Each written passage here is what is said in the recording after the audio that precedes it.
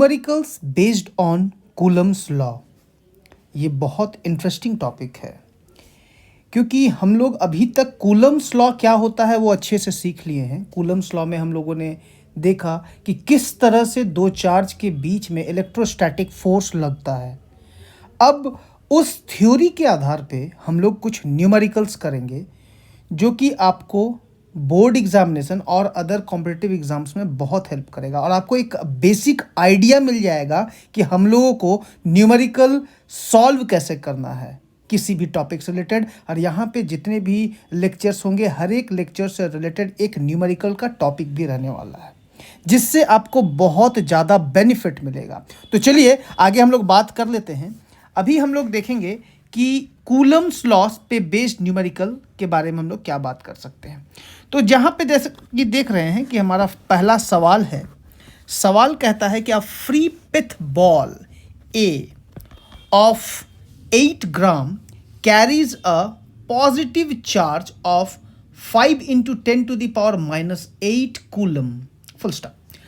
What must be the nature and magnitude of charge that should be given to a second pith ball B fixed 5 centimeter below the former ball so that the upper ball is stationary? बहुत interesting question, ध्यान से समझना है कि बोला गया है कि एक पिथ बॉल है ए, पिथ बॉल का नाम ए दिया है, उसका 8 ग्राम है, कैरी करता है पॉजिटिव चार्ज, वैल्यू दे दिया है कितना पॉजिटिव चार्ज का वैल्यू है।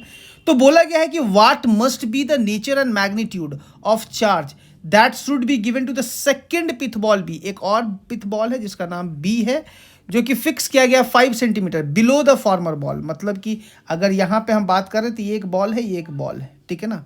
दोनों को फिक्स किया गया है इस तरह से कि ऊपर वाला बॉल स्टेशनरी रहे। अब स्टेशनरी रहने का मतलब कि इस पे कहीं ना कहीं इसका वेट लग रहा होगा। इसका वेट को बैलेंस करने के लिए हम लोग एक इलेक्ट्रोस्टैटिक फोर्स अपोजिट डायरेक्शन में लगाएंगे, मतलब कि इसको हमको रिपेल कराना है। अब रिपेल कराने के लिए ऑब्वियस सी बात है कि हमको पॉजिटिव चार्ज ही लेना पड़ेगा। आगे देख लेते हैं कि हमारा सॉल्यूशन कैसे होगा क्या नहीं। यहाँ पे अगर हम सॉल्यूशन के बारे में बात करते हैं तो यहाँ पे दिख रहा होगा कि the pith ball be must be positively charge, obvious सी बात है, so that it can repel charge a upward. Obvious सी बात है, दिख रहा है कि ये अपवर्ड इसको अगर हमको रिपेल कराना है तो इसके लिए हमको पॉजिटिव चार्ज ही लेना होगा क्योंकि हमारा प्रीवियस चार्ज जो था ए जो था वो हमारा पहले से पॉजिटिव ही था। तो क्योंकि पॉजिटिव को रिपेल करता है जिस कारण से हम लोग का जो दूसरा चार्ज होगा बी वो भी हमारा पॉजिटिव होगा। आगे बात करते हैं। When pith ball A remains stationary, ठीक ना, ए हमारा स्टेशनरी होगा। अब कैसे क्या होता है एक बार देख लेते हैं। यहाँ पे दिख रहा होगा कि पिथ बॉल ए है, ये हमारा बी है, इसको स्टेशनरी रखना है, हमको चार्ज इसको देना है। इसका वैल्यू है Q1 और इसका वैल्यू है Q2। ये अगर नीचे आ रहा है तो इसका वेट हो जाएगा M1G। अब इस M1G को बैलेंस करने के लिए हम लोग एक इलेक्ट्रोस्टैटिक फोर्स लगाएंगे अपोजिट डायरेक्शन में, और अपोजिट डायरेक्शन में इलेक्ट्रोस्टैटिक फोर्स लगाने के लिए हमको इस चार्ज का वैल्यू पॉजिटिव रखना पड़ेगा, जिसके कारण ये चार्ज इस चार्ज को रिपेल करेगा तभी तो अपोजिट डायरेक्शन में जाएगा ना। ये आपको यहाँ पे दिख रहा होगा, दोनों के बीच का डिस्टेंस 5 सेंटीमीटर यहाँ पे दिया हुआ है, ठीक है। अब इसके अकॉर्डिंग थोड़ा और आगे बढ़ते हैं। यहाँ पे जो फोर्स है, जो यहाँ पे वेट है M1G है, और ये M1G बैलेंस करेगा इलेक्ट्रोस्टैटिक फोर्स F के बराबर जो कि Q1 Q2 by R square. इन दोनों को हम लोग क्या कर लिए हैं, इक्वेट कर लिए हैं। नेक्स्ट पार्ट देखेंगे। यहाँ पे M1 का वैल्यू गिवन है 8 ग्राम, उसको हम लोग केजी में बदल लिए क्योंकि हमारा एसआई यूनिट हम लोगों को पता होना चाहिए कि एसआई यूनिट हमारा क्या होता है क्या नहीं। एसआई यूनिट हमारा केजी होता है तो केजी में हम लोग कन्वर्ट कर लिए मास का एसआई यूनिट। Q1 का वैल्यू पता है, R का भी वैल्यू गिवन है। तो आगे क्या करेंगे, सबका वैल्यू को हम लोग पुट कर देते हैं और सारा वैल्यूज जैसे कि K का वैल्यू 1/4πε0 का वैल्यू हमको पता है, Q1 का वैल्यू पता है जो कि चार्ज ऑफ A है, Q2 का वैल्यू हमको निकालना है और R का वैल्यू भी पता है 5 into 10 to the power minus 2 यानी कि जो कि हमारा 5 सेंटीमीटर है। और यहाँ पे 8 ग्राम मतलब कि इसको केजी में कन्वर्ट किया गया है 8 into 10 to the power minus 3 और जी का वैल्यू होता है 9.8। जैसे ही इन सब का वैल्यू पुट करते हैं यहाँ से हम लोग Q2 का वैल्यू कैलकुलेट कर सकते हैं और ये जो Q2 का वैल्यू आया है 4.36 into 10 to the power minus 7 coulomb, ये हमारा पॉजिटिव में आ गया। बेसिकली यहाँ पे हम लोग को काम करना पड़ेगा कैलकुलेशन पे कि कैलकुलेशन पे किस तरह से हम लोग काम कर सकते हैं। ये ध्यान देने वाली बात है कि कैलकुलेट कैसे करेंगे। तो कैलकुलेट करने के लिए आपको यहाँ पे पहले तो फॉर्मूला किस तरह से यूज़ करना है, सिचुएशन को समझना है, उसके बाद वैल्यूज़ पुट करना है। वैल्यूज़ पुट करने के बाद जब हमारा फाइनल कैलकुलेशन होगा, वहाँ पे पावर्स को बहुत सावधानी से लिखते हुए सॉल्व करना है। पावर में गड़बड़ी हुआ तो पूरा आंसर का स्ट्रक्चर ही बदल जाएगा। इसीलिए ये सॉल्यूशन बहुत बहुत ध्यान से करना है, ठीक है। तो चलिए आगे देखते हैं अगला सवाल। अगला सवाल जैसे कि आपको यहां दिख रहा है, two identical charges Q each are kept at a distance R from each other, ठीक है। बोला गया है कि दो आइडेंटिकल चार्ज है Q, दोनों का चार्ज क्या है, kept at a distance R from each other. A third charge Q is placed on the line joining the above two charges such that all the three charges are in equilibrium. कहने का मतलब कि अगर मान लो कि ये एक charge है और ये एक चार्ज है, दोनों चार्ज का वैल्यू Q है, ये और ये दोनों का चार्ज का वैल्यू क्या है, Q है। बीच में एक स्मॉल q रख दिया गया है और स्मॉल q रखने के कारण ये पूरा सिस्टम आ गया है इक्विलिब्रियम में, ना ही ये रिपल कर रहा है ना ये अट्रैक्ट कर रहा है, ठीक है। तो what is the magnitude and position of the charge Q, मतलब चार्ज Q का मैग्नीट्यूड, मतलब इसका वैल्यू हमको निकालना है। तो चलिए देखते हैं सॉल्यूशन कैसे क्या होगा। हालांकि इसका नाम हम A दे दिए, ये B है और ये C है। A का चार्ज कैपिटल Q, C का भी चार्ज कैपिटल Q और B बीच में यहाँ पे पुट किया गया है और जो डिस्टेंस है उसको हम लोग x मान लिए। A और C के बीच का डिस्टेंस R है, ठीक है। A और C के बीच का डिस्टेंस हम लोग क्या है, R है। जैसे कि टू आइडेंटिकल चार्जेस है तो दो आइडेंटिकल, ये एक चार्ज और ये चार्ज आइडेंटिकल है, दिख रहा है। A और C आइडेंटिकल है, सेम चार्ज है, तो दोनों के बीच का डिस्टेंस R दिया हुआ है। देखिए सवाल में ही बोला गया है।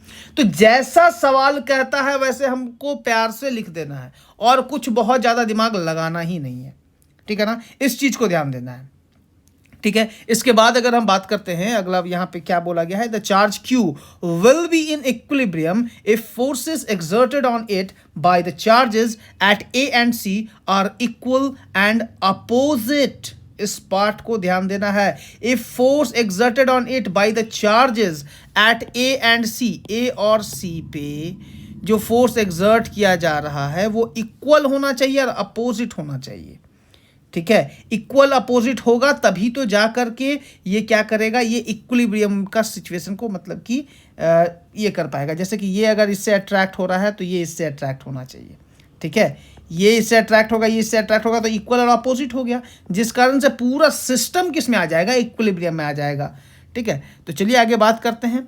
यहाँ पे KQQ मतलब कि इसका चार्ज का वैल्यू Q है, यहाँ पे कैपिटल Q है, ठीक है। और यहाँ का डिस्टेंस x है और यहाँ से यहाँ तक का डिस्टेंस r माइनस एक्स हो जाएगा, क्योंकि पूरा का डिस्टेंस अगर r है तो B से C का डिस्टेंस r माइनस एक्स होगा, क्योंकि AB तो x है।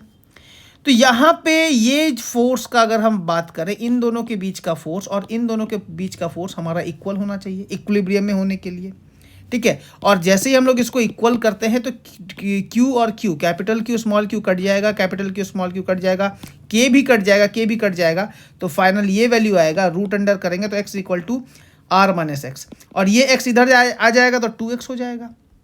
फाइनली यहाँ पे x का वैल्यू r/2, x का वैल्यू हमको पता चल गया। तो all three charges are in equilibrium, हमको ये बात पता है, तीनों चार्ज अगर हमारा इक्विलिब्रियम में है तो यहाँ पे force of repulsion between A और C और force of attraction between A and B दोनों ही हमारा सेम होगा। अभी हम लोग बात भी किए, ठीक है ना। A और C के बीच का जो फोर्स ऑफ रिपल्सन होगा और इसके बीच का जो फोर्स ऑफ अट्रैक्शन होगा वो क्या होगा, हमारा सेम होगा।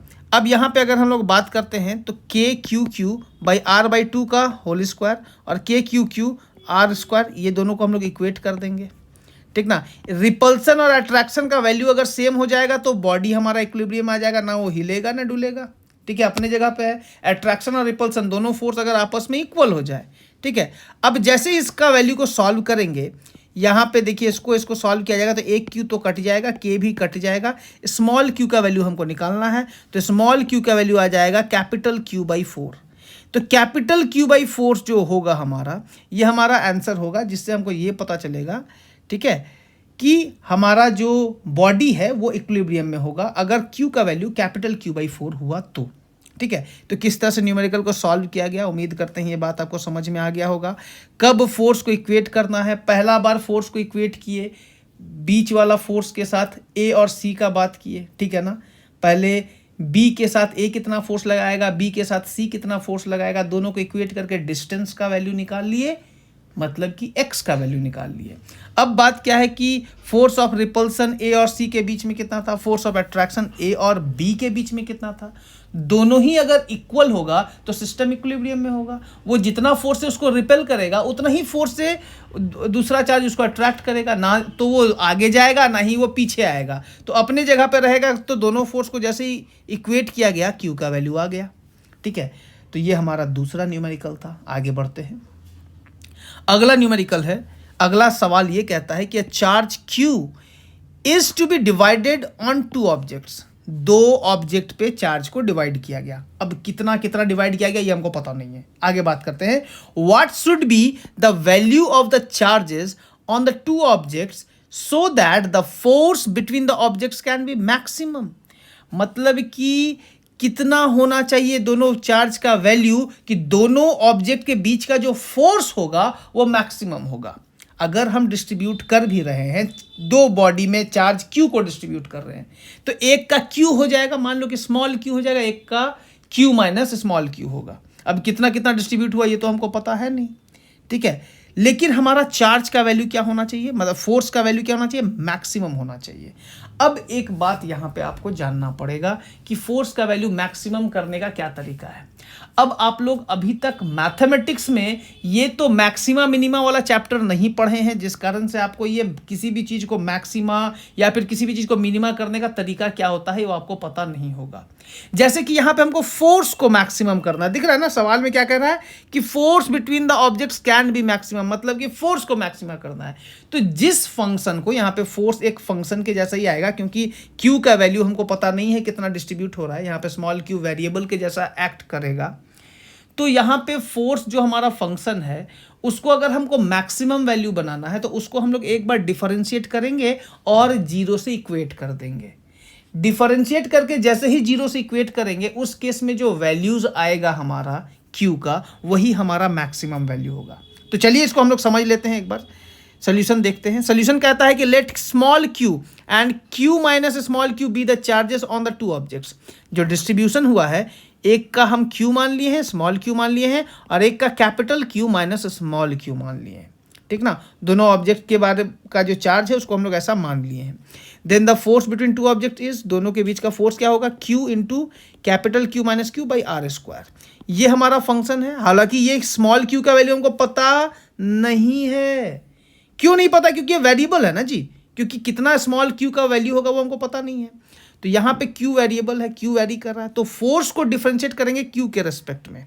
ठीक ना, फोर्स टू बी मैक्सिमम, अगर फोर्स को मैक्सिमम करना है तो क्या बोले कि फोर्स को डिफरेंशिएट करके इक्वेट कर देना है जीरो से। देखिए वही किया गया है, फोर्स को Q के रेस्पेक्ट में डिफरेंशिएट करना है। क्यों Q के रेस्पेक्ट में डिफरेंशिएट करना है, क्योंकि वैरी क्या कर रहा है, चार्ज वैरी कर रहा है। क्योंकि हमको चार्ज का वैल्यू क्या है पता नहीं ना है, what should be the value of charge, कितना वैल्यू ऑफ चार्ज होना चाहिए हमको पता नहीं है। जो पता नहीं होता है वही तो वेरिएबल होता है ना। ठीक है ना, तो ये वेरिएबल पार्ट हमारा Q है, जिस कारण से फोर्स को हम लोग Q से डिफरेंशिएट किए और उसको जीरो से इक्वेट कर दिए। ठीक है, आगे बढ़ते हैं। और जैसे ही इस पार्ट को डिफरेंशिएट करेंगे, f का वैल्यू को डिफरेंशिएट किए, f हम लोग निकाले थे उसको डिफरेंशिएट किए और जीरो से इक्वेट कर दिए। जैसे ही इसको इक्वेट किए जो भी हमारा वैल्यू आया, उसके बाद आगे क्या करते हैं, यहाँ पे ये पूरा पार्ट जीरो से इक्वेट हो जाएगा और इसको जैसे डिफरेंशिएट करेंगे तो q माइनस क्यू स्क्वायर हो जाएगा। ठीक है, क्योंकि ये पार्ट तो पूरा जीरो हो गया, क्योंकि आर स्क्वायर भी कांस्टेंट है, 1/4 पाई एप्सिलॉन नॉट भी कांस्टेंट है, तो सारा पार्ट हमारा क्या हो जाएगा, जीरो के इक्वल हो जाएगा। मतलब कि इधर मल्टीप्लाई हो जाएगा तो ओवरऑल जीरो ही हो गया। अब यहाँ पे इसको डिफरेंशिएट करेंगे तो यहाँ पे q बचेगा और यहाँ पे -2q बचेगा। तो देखिए यहाँ पे q minus 2q equal to zero करेंगे तो स्मॉल q का वैल्यू कैपिटल Q/2 हो जाएगा। मतलब कि स्मॉल q का वैल्यू अगर कैपिटल Q/2 है तो दूसरा चार्ज भी कैपिटल Q/2 हो जाएगा। तो मैक्सिमम फोर्स दो चार्ज के बीच में होने के लिए दोनों का चार्ज का वैल्यू क्या होना चाहिए, इक्वल होना चाहिए, मतलब हाफ हाफ हो जाएगा दोनों चार्ज का वैल्यू। तो उम्मीद करते हैं ये तीन अलग अलग तरह का जो क्वेश्चन है वो आपको अच्छे से समझ में आ गया होगा। ठीक है, तो चलिए, थैंक यू एवरीवन, मिलते हैं अगले लेक्चर में।